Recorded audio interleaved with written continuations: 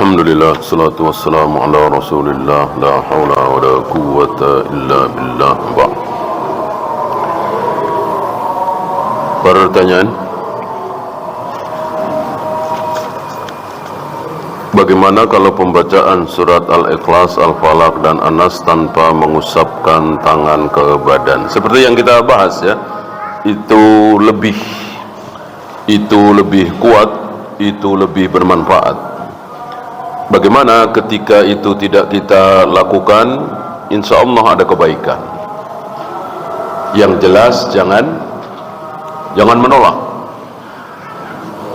Wah, nggak perlu ini seperti ini, yang penting baca aja. Tentu ini kurang ajar terhadap Nabi. Nggak boleh perkataan tidak perlu ya. Ketika kita tidak mampu atau berat melaksanakan sebuah sunnah Nabi yang tidak wajib, nggak masalah. Tidak sholat duha, tidak sholat tahajud, tidak puasa Senin Kamis, tidak mengusapkan tadi, nggak masalah, karena memang nggak wajib. Yang masalah kita merendahkan, kita meremehkan.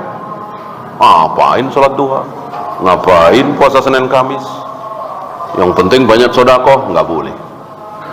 Sunnah Nabi tidak boleh diremehkan dengan ucapan-ucapan seperti itu.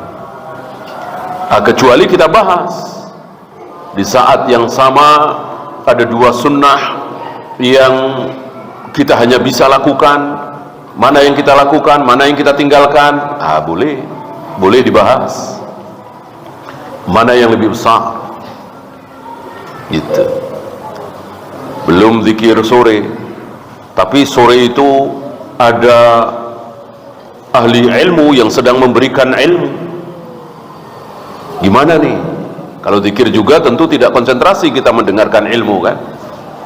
Maka dalam hal ini kita tinggalkan zikir petang, karena ilmu tentu lebih besar. Dan ini banyak dicontohkan oleh para imam.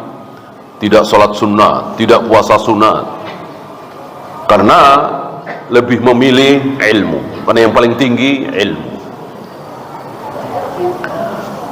Apa yang dimaksud dengan ruwaibidah dan bagaimana jika dilihat di zaman ini? Ketika seseorang menyampaikan ilmu dan ilmunya salah, walaupun dia hafal Al-Quran, walaupun dia hafal ribuan hadis, maka masuk ke dalam ruwaibidah ya.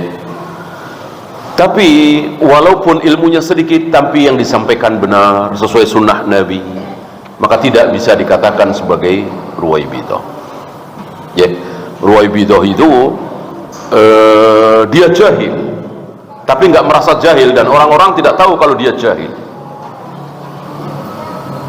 Membedakan antara puasa Arafah dengan puasa nisfu Sa'ban nggak bisa. Berarti kan jahil. Sama-sama puasa, sama-sama berpahala, padahal yang satu berpahala, yang satu dosa. Tidak bisa membedakan antara merayakan hari raya Idul Fitri, Idul Adha dengan merayakan Maulid Nabi. Dia nggak bisa bedakan. Ini jahil sejahil-jahilnya ya. Walaupun mungkin dia hafal ratusan ribuan hadis, tapi dia nggak paham, nggak mendapatkan kefahaman.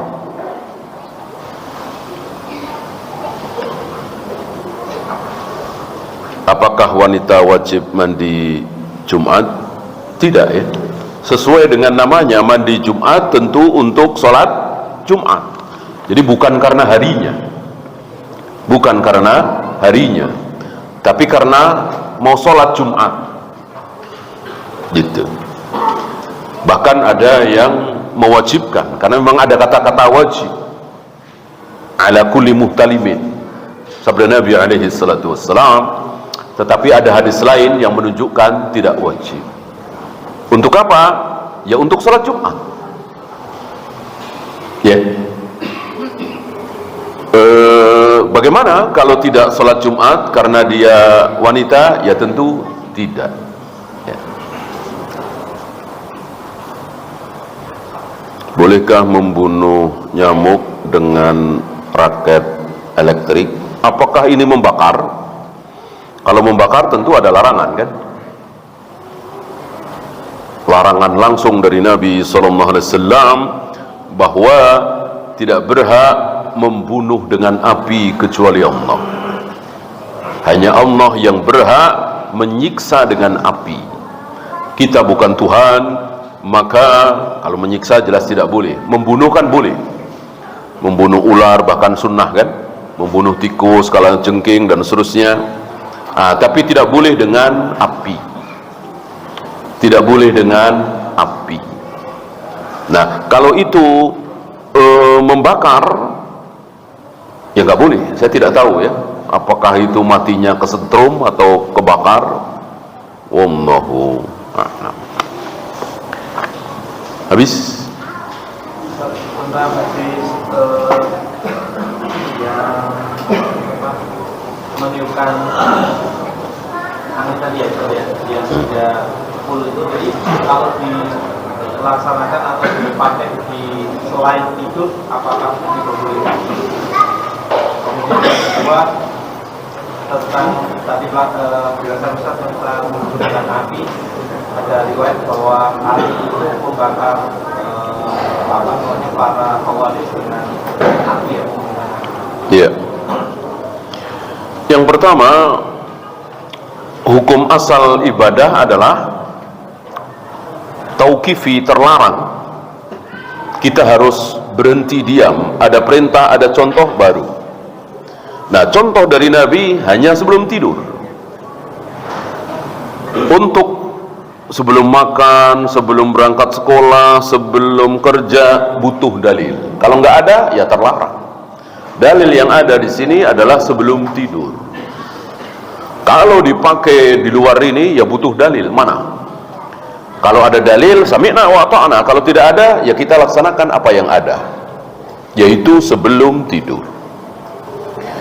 Yang kedua, betul Ali bin Abi Thalib membakar orang-orang Rafidhah yang ketika mendapati Ali mengatakan anta huwa, engkau adalah dia, engkau adalah dia, maksudnya Tuhan Allah. Luar biasa kesesatan Rafidhah. Dibakar oleh beliau ketika nggak mau tobat. Beliau diingatkan oleh Ibnu Abbas dan beberapa sahabat tentang hadis Nabi tadi, bahwa tidak boleh membakar, tidak boleh membunuh siapapun dengan api kecuali Allah. Ali menjawab, untuk orang-orang seperti ini boleh.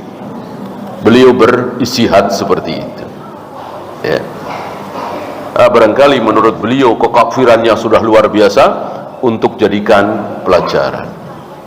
Tapi antum tahu setelah itu sebagian orang-orang Rafidhah yang memang sudah jelas ditalbis oleh iblis, mereka mengatakan, itulah bukti bahwa Ali betul-betul Allah. Makin dahsyat kan, dengan api. Itulah Rafidhah, itulah orang-orang yang disesatkan oleh Allah. Iya, itu saja. Subhanakallahumma bihamdika asyhadu an la ilaha illa anta astaghfiruka wa atubu ilaik. Assalamualaikum warahmatullahi wabarakatuh.